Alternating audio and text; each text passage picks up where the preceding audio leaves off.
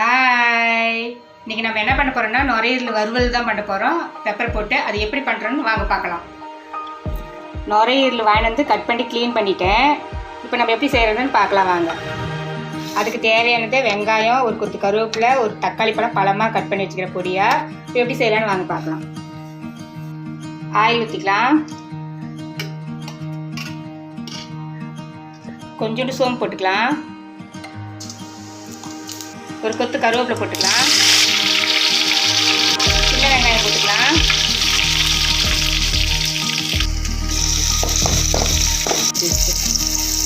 ஒரு ஸ்பூன் இஞ்சி பூண்டு பேஸ்ட் போட்டுக்கலாம். இப்போ வெங்காயம் வணங்கிருச்சு, தக்காளி கொட்டிக்கலாம்.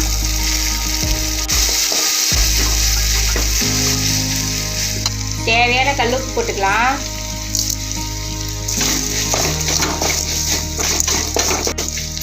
நல்லா வணங்கட்டும். வணங்கிருச்சு, நம்ம இப்போ நுரையீரலை போட்டுக்கலாம்.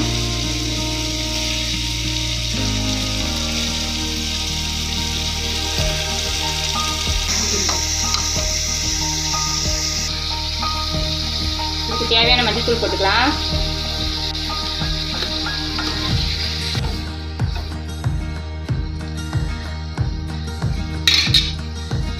ரெண்டு நிமிஷம் மூடி வச்சிடலாம், வேகட்டும். அப்புறம் மசாலா சேர்த்திக்கலாம்.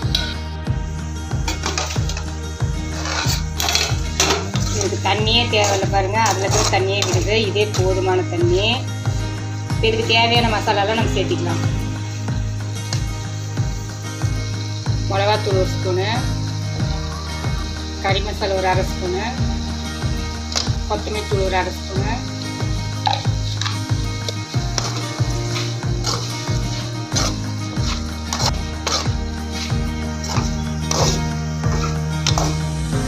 ஒரு 2 நிமிஷம் மூடி வச்சிடலாம். பாருங்க, மசாலாலாம் நல்லா வெந்து வந்துடுச்சு. நம்ம தண்ணிக்குன்னு எதுவுமே சேர்த்தலை. வறுவல் ரெடி ஆயிடுச்சு. இப்போ நம்ம கொஞ்சம் பெப்பர் போட்டு கொத்தமல்லி தழை போட்டு ஆஃப் பண்ணிடலாம். பெப்பர் ஒரு ஸ்பூன் போட்டுக்கலாம்.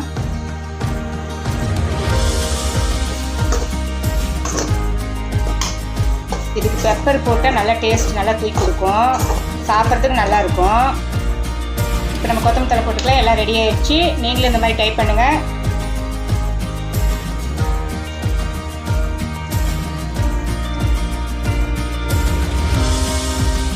நுரையீரல் வறுவல் ரெடி ஆகிடுச்சு.